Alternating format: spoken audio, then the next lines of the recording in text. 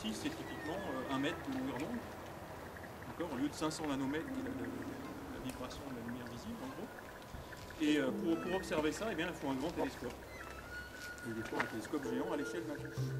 Donc, cette station-là, elle a été construite dans les années 50, juste après la guerre. Et avec l'idée, dans l'après-guerre, on a récupéré tout un tas de radars qui étaient utilisés pendant la guerre pour faire de la radioastronomie pour la première fois. Parce qu'on s'est aperçu pendant la guerre, pour pointant le soleil, un radar vers le soleil, et bien on détectait un flux très important de lumière radio.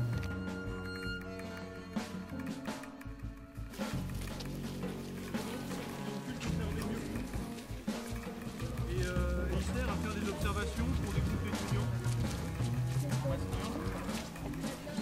Celui-là, il marche plus. Et en fait, ça coûte très cher vraiment de le rénover parce qu'il va craquer un peu. Alors, profitez-en, ce sera le seul endroit chaud de la journée presque. Donc, bah, déployez-vous un peu pour que vous voyez quelque chose.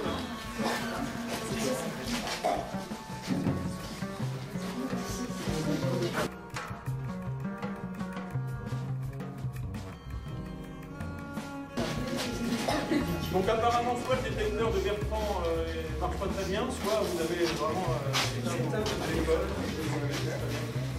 Donc là, on est sur la dernière génération d'instruments.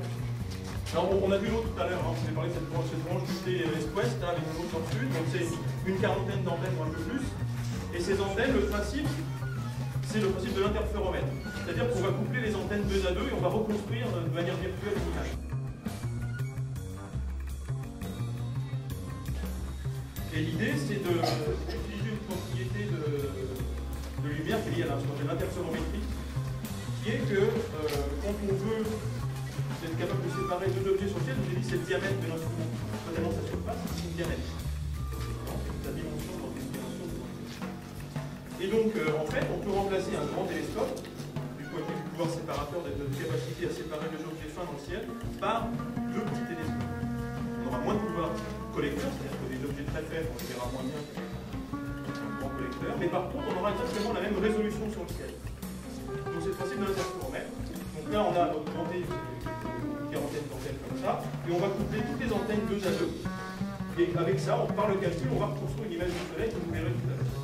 Ici, c'est le même principe, sauf qu'on a des longueurs d'onde un peu plus courtes, et qu'on a décidé de toutes ces antennes, au lieu de les séparer d'une vingtaine de mètres comme les autres, ou un peu plus, eh bien, on les a mis les unes à côté des autres.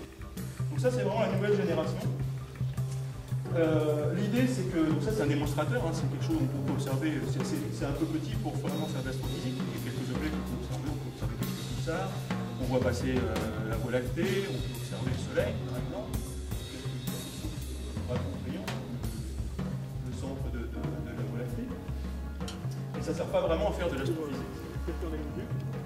Et il y a une autre branche qui part de l'antenne qu'on voit ici au milieu, là, le plus gros, et qui part vers le sud d'où vous êtes, où on vient, où on s'est garé tout à l'heure.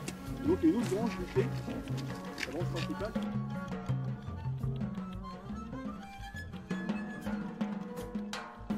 Laisse passer le nuage de Lyon et autres, et rallume les satellites. C'est ça qui va être mis en évidence, et on va voir que, vous voyez, quand le sursaut commence à être actif, on voit disparaître, on voit beaucoup moins le sursaut dans le milieu interplanétaire. Donc qu'est-ce qu'on fait avec ces observations? Eh bien, il y a toute une partie qui est de la recherche fondamentale. Le but, c'est de comprendre comment fonctionne une étoile. Donc on regarde celle qui est la plus proche. C'est intéressant, sachant que les étoiles, c'est plus facile surtout, sachant que les étoiles fonctionnent toutes à peu près pareil. Il y en a des plus grosses, des plus petites, des plus vieilles, des plus jeunes. Mais ça permet de regarder en détail comment ça fonctionne. Donc on regarde le Soleil, et on va regarder par exemple le Soleil quand il est calme, quand il n'y a pas de sursaut solaire. Parce qu'il y a des périodes où il n'y a pas de sursaut solaire, et il y a des périodes où il y a beaucoup d'activité solaire.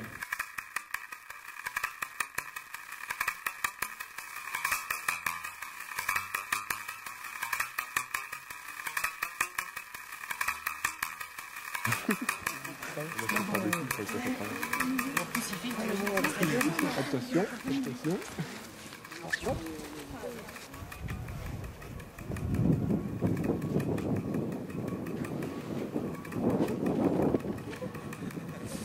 container qu'on voit là-bas par des cartes électroniques comme on a vu sur une espèce de radome de science-fiction tout à l'heure. Et ensuite, c'est envoyé à Groningen pour être corrélé, mélangé avec les 48, les signaux qui viennent des 48. Donc là, c'est équivalent à une parabole qui fait 100 mètres de diamètre. Ce télescope-là, il a été construit à la fin des années 60. Et notamment pour observer cette fameuse émission de l'hydrogène à 21 cm, donc pour faire la cartographie de la Voie lactée et surtout des galaxies extérieures. Donc pour mesurer la distribution des galaxies dans l'espace et leur composition en gaz et la composante gazeuse qui est dans ces galaxies. Et ça nous apporte des informations à la fois sur les mouvements des galaxies les unes par rapport aux autres, à l'intérieur, les mouvements du gaz, le réservoir de gaz qui sert à former des étoiles, etc. Donc ça nous apporte des informations sur la formation des étoiles aussi et l'évolution à long terme des galaxies.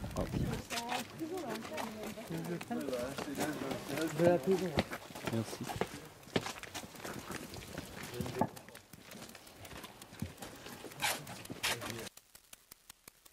De manière à viser la bonne hauteur au-dessus de l'horizon pour le passage de l'astre. Et on va ramener le chariot en début de voie.